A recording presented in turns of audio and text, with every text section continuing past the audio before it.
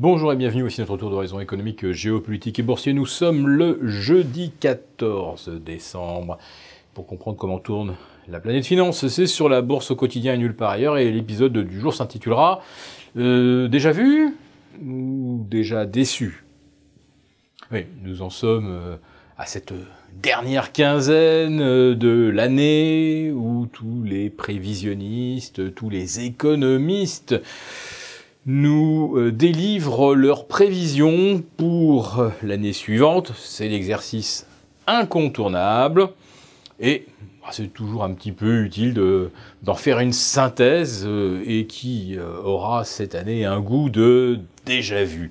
Mais oui, puisque les places européennes ont largement sous-performé les indices américaines, alors qu'au début de l'année, on nous a expliqué que la dynamique de croissance en Europe allait surpasser celle des États-Unis, et ça s'est avéré tout à fait exact. D'ailleurs, ce matin même, l'Institut IFO en Allemagne relève son objectif de croissance de 2018 de plus 2 à plus 2,6.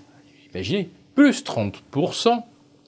On est également sur une dynamique comme on n'en a pas connue depuis très très longtemps en France, avec une accélération dans le secteur des services. On a des voyants au plus haut depuis 85 mois et qui s'améliorent chaque semaine. C'est absolument merveilleux. Et qu'observons-nous ? Eh bien, pour la deuxième fois en l'espace de 3 mois, nous avons un CAC 40 qui stagne cette fois-ci entre 5350 et 5420. Ah oui, on a bien cru que c'était parti pour les 5005 mardi, lorsque le CAC 40 est sorti par le haut de son corridor. Et puis derrière, rien, une sorte de bull trap, on retombe sous les 5004. Décidément, le marché ne veut rien comprendre. Enfin, les actions européennes sont moins chères, tellement moins chères que leurs homologues américaines, et les perspectives de croissance tellement plus attractives. C'est à peu près le même diagnostic que fin 2016, mais en mieux.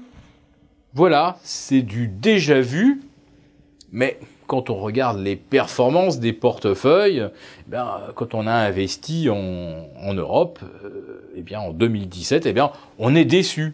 Alors évidemment, c'est une année positive, mais regardez la fortune qu'on pouvait se faire sur le Nasdaq. Ne parlons même pas de la fortune qu'on pouvait se faire sur le Bitcoin. J'en profite d'ailleurs pour te signaler que Janet Yellen, pour sa grande dernière, son dernier grand oral qui a eu lieu mercredi soir, affirme que le Bitcoin n'est vraiment pas une menace pour le système. Oui, c'est un actif spéculatif, mais qui n'a pour l'instant pas le rôle de monnaie, qui ne permet pas, comme on dit, de faire ses courses avec. Quant à sa prétention à détrôner le dollar, alors Madame Yellen, là, rit carrément et souligne que pour l'instant, la capitalisation du Bitcoin est tout à fait anecdotique. Et nous rappelons en plus de ça que ce n'est pas une vraie capitalisation, on va dire en prenant toutes les cryptos à 500 milliards, puisqu'en réalité très peu d'argent a été réellement investi. C'est juste qu'on extrapole que chaque bitcoin miné à 0,5 $, 5 cents, aujourd'hui on vaut 15 000. Ah oui, c'est très facile, mais il n'y a pas de transfert massif d'argent vers le Bitcoin. Et puis Madame Yellen prie les banques américaines de se montrer très vigilantes sur des mouvements qu'elle constaterait et qui proviendraient du trading sur le Bitcoin, lequel est soupçonné de favoriser du blanchiment d'argent sale, des opérations plus ou moins occultes et qu'il faudrait évidemment contrôler. Voilà la belle excuse, effectivement, pour couper les ailes aux crypto-monnaies. Je reviens donc aux prévisions des analystes pour 2018. Alors, qu'est-ce qu'on peut attendre sur les actions ?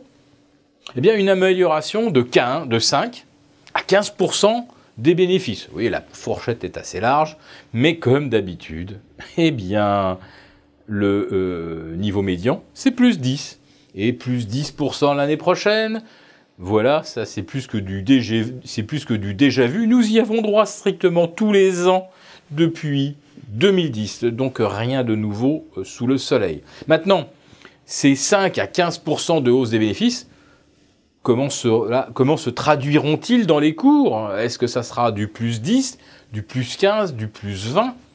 Ou est-ce qu'on ne va pas se retrouver avec des rendements obligataires qui tendent vers 3% aux États-Unis, avec 3 hausses de taux anticipées en 2018, ce qui réduirait franchement l'avantage compétitif des actions par rapport aux obligations. En tout cas, leur prime de rendement s'affaisse. Mais pourtant, alors là, unanimité de tous les experts, on continue de préférer les actions aux obligations. Et c'est vrai que si les taux passent de, allez, on va dire 1,50 à 2% à fin 2018, la partie longue de la courbe des taux devrait reprendre son ascension. Et dans ce cas, le prix des obligations évoluera symétriquement à la baisse. Autrement dit, les obligations ne sont pas un actif à privilégier dans une optique de plus-value, mais plutôt de rendement.